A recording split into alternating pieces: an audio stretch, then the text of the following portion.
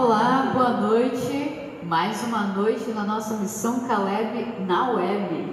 Isso mesmo, seja bem-vindo, né? Compartilha o nosso link aí, né? Comenta também no nosso chat, né? Para que nós possamos então estar acompanhando sua interação conosco.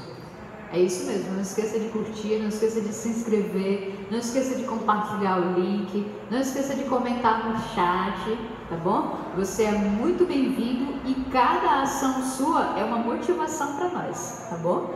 Hoje nós vamos tratar de um tema todo especial que inclusive envolve o que nós estamos fazendo aqui, né?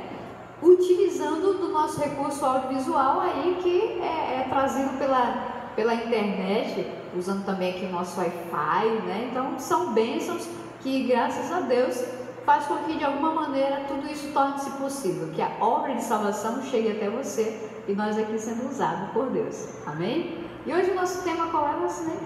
Hoje falaremos sobre o dom de profecia, né? Então nós vamos aí apresentar de que forma, né, o Senhor Deus falava com o seu povo desde o início, né? E agora a maneira que Ele usou, né, para falar com a sua igreja após a saída do contexto aí da criação. O dom de profecia às vezes é até meio que envolto em muito mistério, né? São muitas dúvidas que esse tema gera,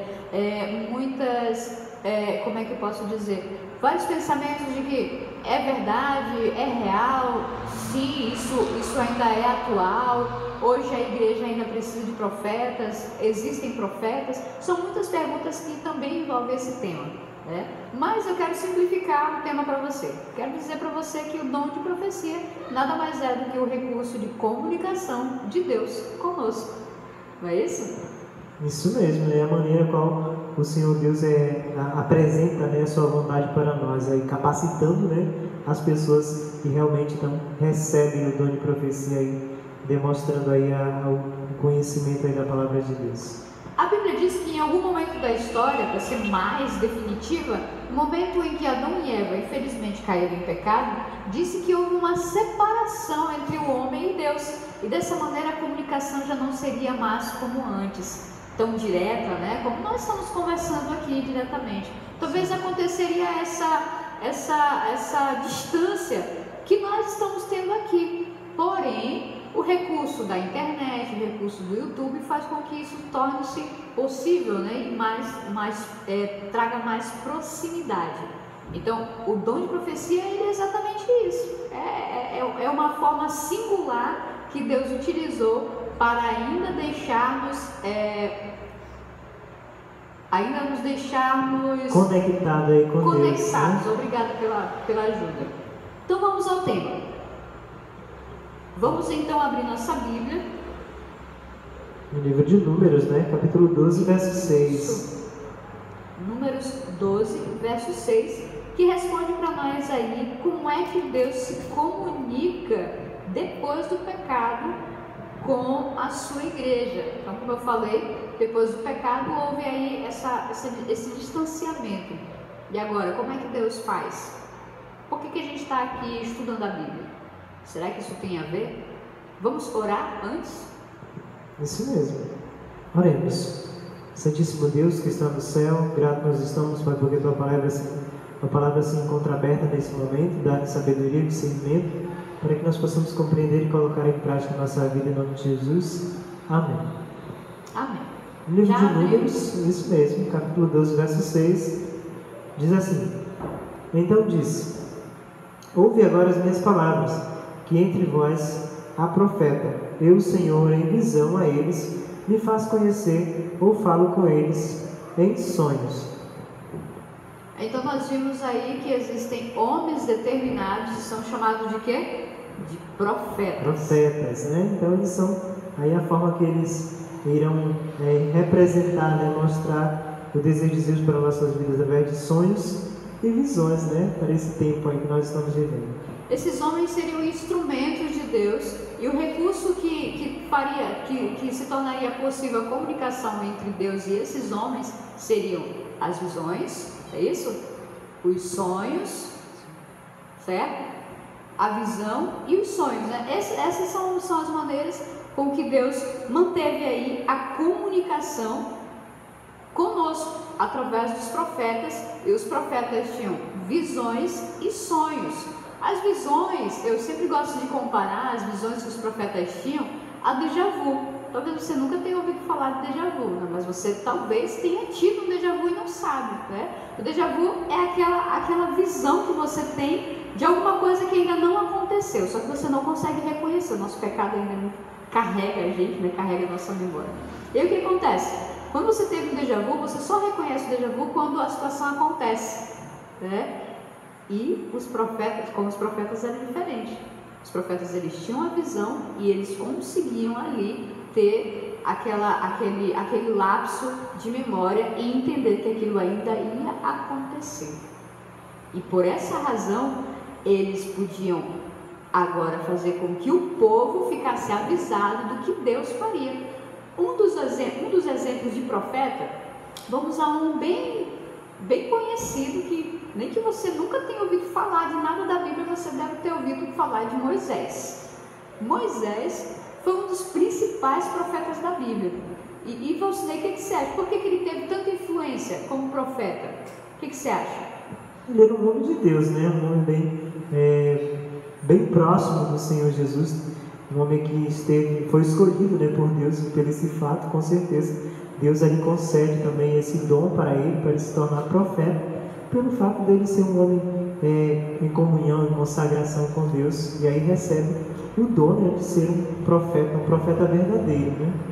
Você tocou num ponto bem extremo, que é a proximidade. Realmente o que fazia Moisés como um homem diferente era a proximidade que ele tinha com Deus.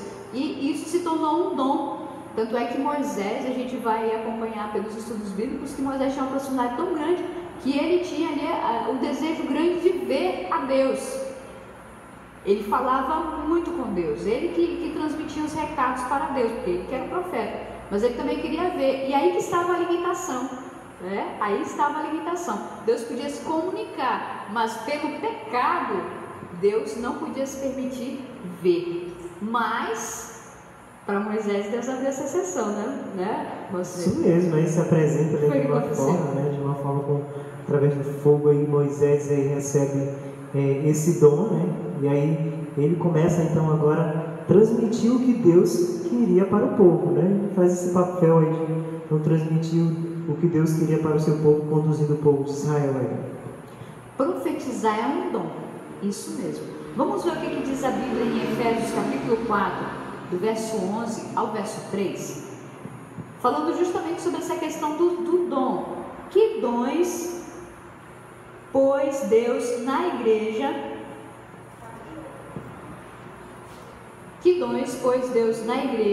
e para que fim? Quase que eu não consigo ler. Quais foram os dons que Deus deu para a igreja e com qual finalidade?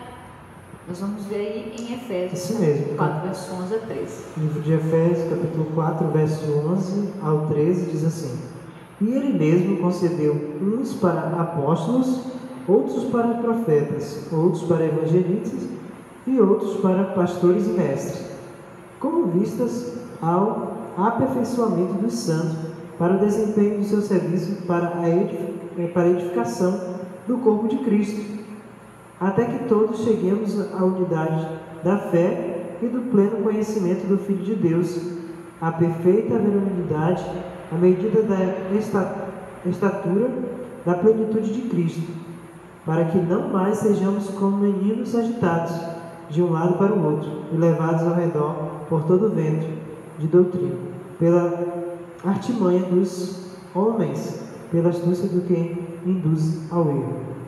Muito bem, resumindo esses versos, né, com a finalidade de desenvolver, de fazer com que a igreja cresça. Quando fala corpo de Cristo, é a igreja. Cabeça, corpo, braço, é a igreja. E com a finalidade de fazer com que a igreja se desenvolvesse, crescesse espiritualmente, com a finalidade de não ser enganada por qualquer estudo, qualquer processo, qualquer informação, não, o povo não ia aceitar, porque eles estavam ali instruídos. E para que eles fossem instruídos, Deus capacitou a igreja com os dons. E os dons foram dados às pessoas. E aí a gente fala de alguns aqui, como evangelistas, pastores, mestres e apóstolos, né? Apóstolos, e por fim os Profetas, né? Profetas.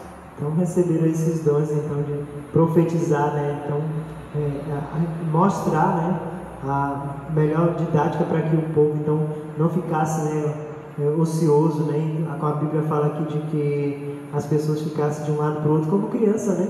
Agitadas, né? Sem um sossego. Então os profetas ali, eles vinham e traziam uma instrução real, que trazia então um conforto e até mesmo um sossego para aquele povo. Os dons dariam direção para o povo de Deus, não é isso, Valcinei? E é por isso que Moisés foi um grande líder. Moisés foi um grande líder porque ele se tornou um profeta de Deus. Ele tinha uma particularidade muito grande da proximidade que ele tinha com Deus, que fazia com que o povo o respeitasse e vissem que realmente tudo que ele falava vinha verdadeiramente de Deus. Porque aí a gente... Uma referência, né? O profeta se tornava-se uma referência para aquele grupo de pessoas, para aquele povo, para aquela nação daquela época lá. É isso. E a gente entra numa parte de características de um homem de Deus, em especial de um profeta. Vamos à Bíblia então? Isso mesmo. Mateus, capítulo 24 e o verso 24. Nós vamos aqui primeiro falar de algumas características de profetas, mas esses profetas trata-se de uma outra classe, são os chamados falsos profetas. Você vai ler o que é que eu leio? Posso ler? Ok.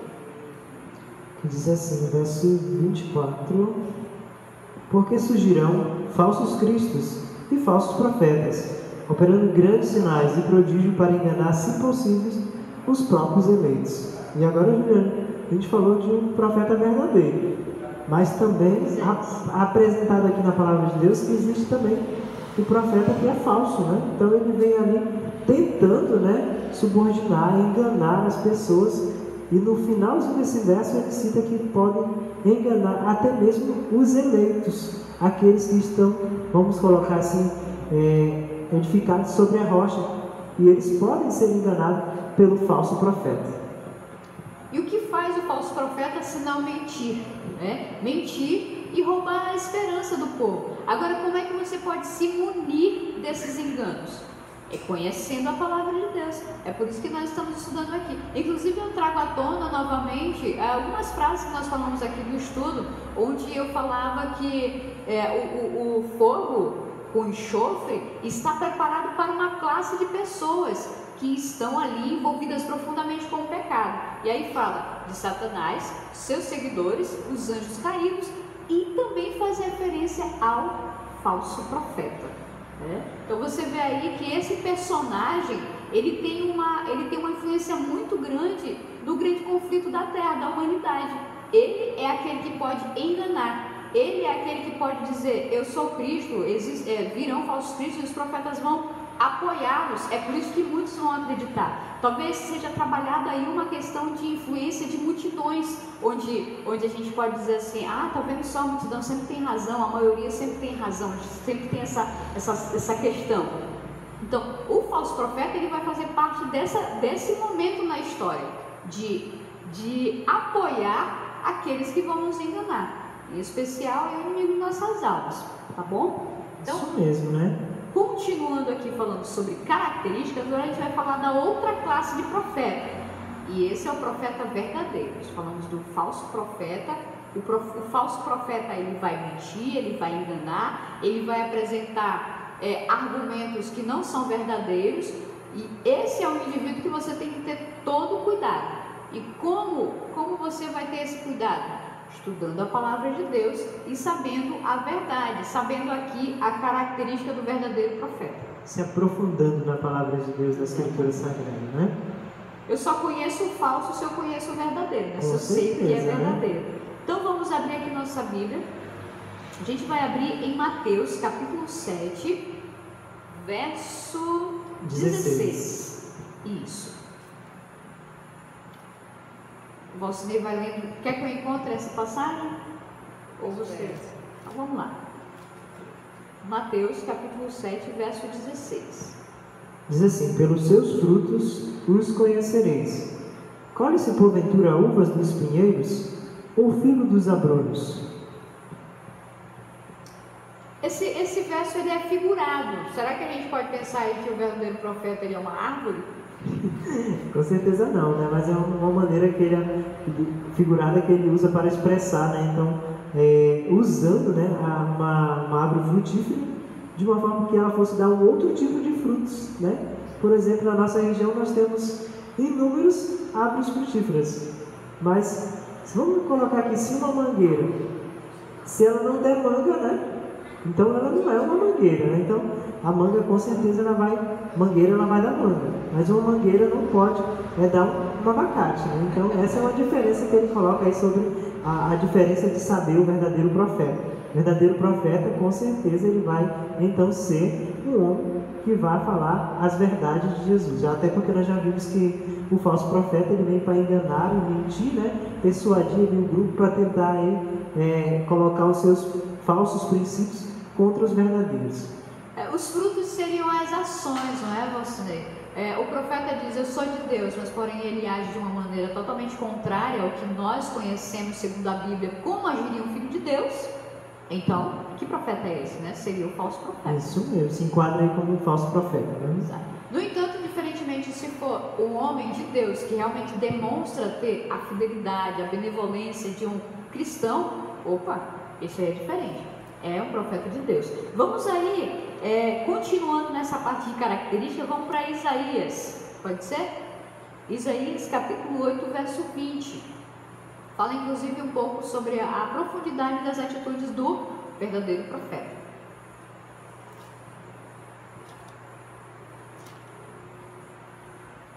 Diz assim: a lei e ao testemunho, se eles não falarem desta maneira, jamais verão a alma. Eu gosto muito desse verso que transmite verdade nas ações do verdadeiro profeta.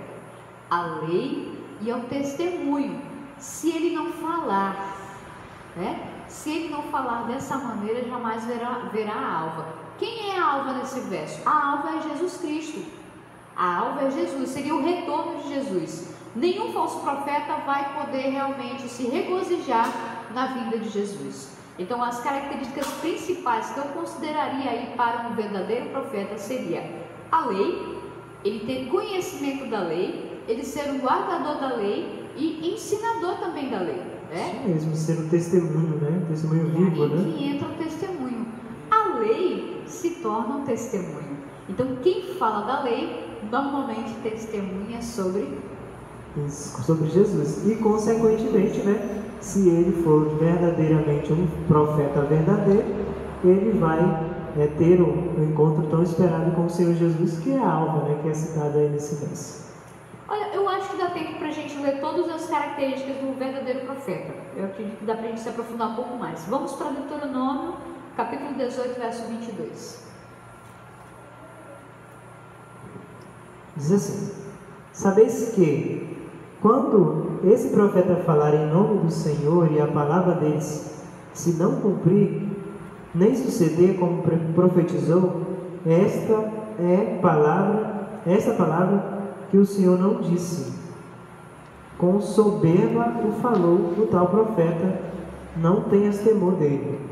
E fala de uma situação que o profeta vai falar que algo vai acontecer, né? Normalmente os profetas profetizavam, como você falou, né? Então, com antecedência, né? Tinha uma visão de algo que aconteceria no futuro. Isso mesmo. Ou uma ordem de Deus para o povo. Isso. E se um profeta, se dizendo, né, verdadeiro, ele disser que algo vai acontecer em tal período e não acontecer, então ele também se enquadra como um profeta. Um falso profeta. Isso que mesmo. Ele mentiu. Um falso profeta. Ele né? já mentiu. A gente vai sempre colocar aí essa palavra, né? A mentira. Mas como é que eu vou reconhecer o que é mentira, se eu não sei o que é a verdade? Para reconhecer o que é mentira, você também tem que ter conhecimento da verdade. E a verdade se descobre justamente na Escritura Sagrada, saber diferenciar justamente qual é o verdadeiro e qual é o falso profeta. Então, mais uma característica do verdadeiro profeta é que o que ele disser tem que acontecer. Vamos então continuando. Eu ainda quero aí aqui me prender na parte das características do verdadeiro profeta. E nós vamos para 1 João, capítulo 4, verso 2, que diz o seguinte: nisto reconhecereis o Espírito de Deus.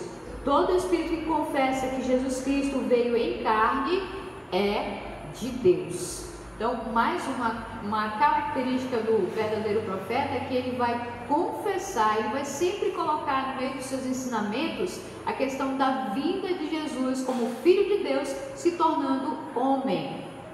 Se desfazendo da sua divindade? Não, ainda mantendo sua divindade, mas com o interesse completo de nos manter assegurados, seguros, porque se por exemplo Jesus descesse em sua divindade plena e total, a gente não ia poder estar falando aqui para você dos ensinamentos de Jesus, porque as pessoas seriam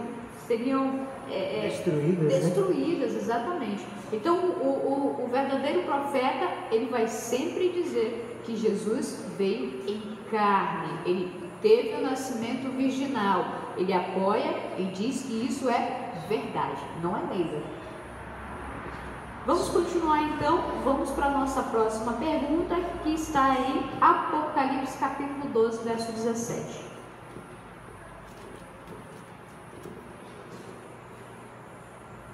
Enquanto o Valcinei aí se prepara para ler esse verso, eu lembro você mais uma vez que o livro de Apocalipse é um livro que ele é simbólico. 95% do que está escrito a gente vai ler, mas a gente não entende como está escrito. Ele é quase todo em linguagem figurada. 5% sim, são as palavras realmente ali que estão sendo definidas. Então a gente vai ler aí Apocalipse 12, verso 17. E esse verso fala por que o dragão está irado contra a igreja. Por que o dragão está irado contra a igreja?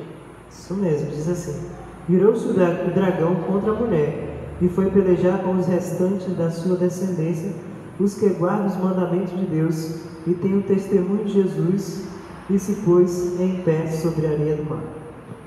A gente volta lá para Isaías 8:20, a lei e ao testemunho. Se eles não falarem dessa maneira, jamais verão a alma. E a gente vai ver que agora o dragão se coloca ali perseguindo um descendente, e esse descendente ele tem características diferentes, que ele é um guardador da lei de Deus e também do testemunho de Jesus. A gente falou anteriormente que guardar a lei já é automaticamente testemunhar sobre Jesus. E por quê? Porque a lei é o caráter de Deus. E se Jesus é o Filho, é também o caráter de Jesus Cristo. Então aí está o verdadeiro motivo da ira de Satanás. Quando você vê aqui a palavra dragão, não é aquele dragão daqueles filmes de dragão, não. É citar aqui o nome de um filme, mas não vem aqui à mente. Conveniente nesse momento. Também, Então não é aqueles dragões ali terríveis. Não, é uma linguagem figurada de um animal terrível e assustador, que deve parecer para nós, realmente que é Satanás, o inimigo de nossas almas. Ele que vem para nos aterrorizar, roubar, destruir, tirar nossa paz. Então ele é tudo terrível. Por isso a figura melhor para ele aí é dragão. E diz que ele tem raiva da igreja, ele se ira com a igreja porque a igreja guarda a lei de Deus e tem o testemunho de Jesus. Continuando, Apocalipse 19, verso 10. Só para entendermos aí o que seria o testemunho de Jesus para a igreja de Deus, concluindo, que diz assim, no verso 10: prostrei-me ante os seus pés para adorá-lo. Ele, porém, me disse: vê, não faça isso. Sou conservo teu e dos teus irmãos, que mantém o testemunho de Jesus. Adora a Deus, pois o testemunho de Jesus é justamente o espírito de profecia. Olha aí, então a Bíblia então revela que seria o testemunho, que é a igreja de Deus, então precisa o testemunho de Jesus, que é o tema que nós estudamos hoje, o espírito de profecia. Todo esse grupo, seleto, ele também tem a oportunidade de ter, receber aí o testemunho de Jesus, que é o espírito de profecia. O testemunho de Jesus envolve toda a razão e motivação por que existem os profetas, por que existe o dom de profecia. Na verdade, tudo isso é para fazer com que nós tenhamos o conhecimento de quem é Jesus.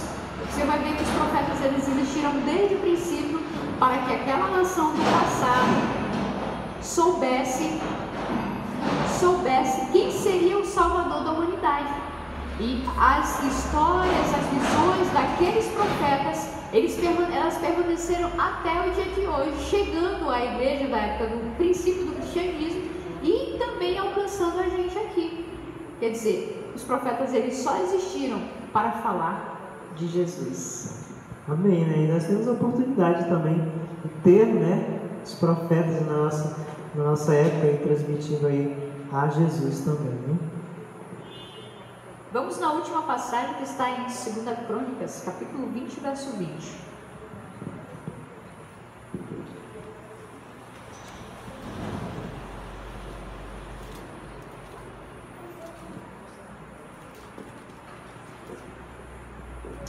Diz assim, 2 Crônicas, capítulo 20, verso 20. Isso. Pela manhã cedo se levantarás e sairás ao deserto de Tecoa. Ao sair eles, pôs-se Josafá em pé e disse: Ouve-me, ó Judá, e vós, moradores de Jerusalém, credes no Senhor vosso Deus, e estareis seguros. Credes nos seus profetas e prosperareis. O final do verso diz isso: crede no Senhor vosso Deus e estareis seguro. Crede nos seus profetas e prosperarei. Aqui nós vimos que a Bíblia nos aconselha a dar credibilidade aos profetas, tanto quanto damos credibilidade e acreditamos que existe um Deus que controla as nossas vidas de uma maneira que Ele faz com que nós nos voltemos sempre para as nossas necessidades, de uma maneira que nós venhamos a ter benefícios, né? Então, os profetas, eles são de suma importância na nossa vida. Agora, eu encerro o estudo perguntando o seguinte: os profetas, afinal, você até falou um pouco ainda há pouco, ficaram no passado? Não se limitou só no passado, né? Então, os profetas, eles se estenderam, né, até os nossos dias atuais, né? Então, os dons de profecias, eles também são possíveis para o nosso tempo, né? Então, aqui, por exemplo, nosso conhecimento de cristão, nós temos aí uma profetisa, né, muito conhecida aí, essa irmã Ellen White, né, que teve também esse mesmo perfil dos profetas que a Bíblia nos apresentou. Ela é considerada como uma profetisa porque ela teve visões e sonhos, né, que nós vimos lá no começo do estudo, que são características fortíssimas nos profetas, não é isso? Isso, e ela tem todo esse perfil, né, e se enquadra também como uma profetisa, né, verdadeira. E o que é tão interessante é que algumas de suas profecias já se cumpriram.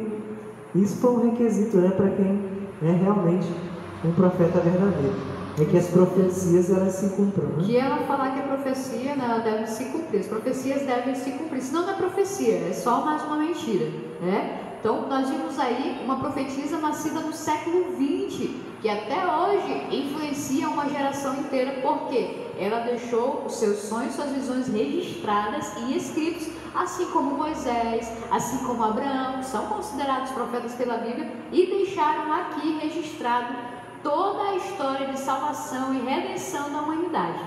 Seria muito eu dizer que nós também somos profetas, Valcinei? Não, nós também somos também, né, considerados também os profetas do Senhor Jesus em nossa geração que nós estamos vivendo. E nós somos considerados também os profetas do Senhor Jesus. Sim, porque nós falamos de visões e de sonhos que estão registrados nesse livro. E porque também, hoje, nós somos guardadores da lei de Deus e nós testificamos o testemunho de Jesus. Isso mesmo. E por isso nós nos enquadramos com esse perfil, né? De certa forma, até a nossa adaptação desse momento, ela também, ela é um reflexo de que Satanás está irado com a gente também, né, Valcinei?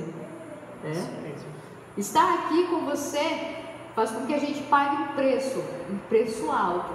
A gente não é digno de absolutamente nada, mas Deus, Ele, em sua misericórdia muito grande, Ele coloca na sua igreja o dom de profecia, o dom de ministrar, o dom de evangelizar. Então, hoje nós estamos exercendo o nosso dom. E acredite, os profetas da Bíblia, eles eram e são profetas, homens de Deus, homens santos, separados para uma missão que é inoportuna para o dia de hoje. Hoje não tem como você sair de casa, não tem como você ir para o trabalho, não tem como você absolutamente fazer nada sem antes ouvir uma mensagem que está escrita aqui, registrada pelos profetas.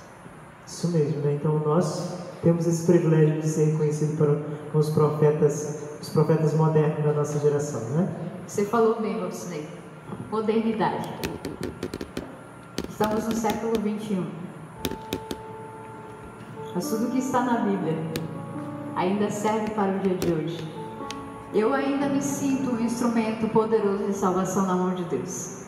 Eu acredito que você também. Sim. E nós estamos aqui falando essa mensagem, levando essa mensagem até a sua casa, entrando, talvez até mesmo invadindo a sua casa, para dizer que você também pode ser um ministro da verdade, que você também pode ensinar verdades que salvam, verdades que iluminam, verdades que restauram esperança de salvação na humanidade. Queridos, não se deixe ser enganado pelos falsos profetas, mas que você possa buscar na palavra de Deus e entender e compreender quem são os verdadeiros profetas, para que você não venha perder a sua salvação e no final de tudo nada valer a pena, né, irmão? Então, tenha esse discernimento, peça de Deus, leia a palavra de Deus, para que você possa compreender então o dom de profecia e que para você também se torne um ministro, né, na palavra de Deus também. Não se deixe enganar. Hoje o nosso mundo está aí cercado pelas fake news, falsas notícias, mentiras. São tantas coisas envolvidas em mentiras, mas como é que a gente vai saber o que é mentira? A missão Caleb na web vem trazendo a verdade para você não cair nas mentiras, nem dos falsos profetas, nem de talvez pastores que só venham querer colocar as suas mensagens, suas próprias mensagens. Veja que nós lemos, nenhuma profecia foi dada por elucidação humana, foi dada pelo Espírito de Deus para homens santos, separados por Deus. Olha, não é porque nós estamos aqui e falamos com você, talvez você goste do que a gente fala, mas eu te asseguro uma coisa: a melhor maneira de saber a verdade é conhecendo a verdade, e ela vos libertará. Quero convidar você para fechar seus olhos e orar. Soberano Deus que está no céu, grato nós estamos, Pai, por mais uma noite que podemos aqui estudar a Tua palavra, Senhor Deus. E mais, Pai, por saber que Tu tem um povo seleto, que Tu concede, Pai, o dom de profecia para que nós possamos nos preparar para esse tempo, Senhor Deus, que nós estamos vivendo. Mas nós sabemos também, Pai, que aos falsos profetas, eles têm uma finalidade também, é de tentar distorcer e fazer com que muitas pessoas possam ser enganadas. E nós pedimos, Senhor, a sabedoria dos altos céus, o discernimento para que nós não venhamos cair na cilada do inimigo. Até mesmo aqueles que estão firmes na rocha, que nós não venhamos então perecer, mas que através do dom de profecia nós possamos permanecer mais perto de Ti, preparados para a Tua volta, Senhor Deus.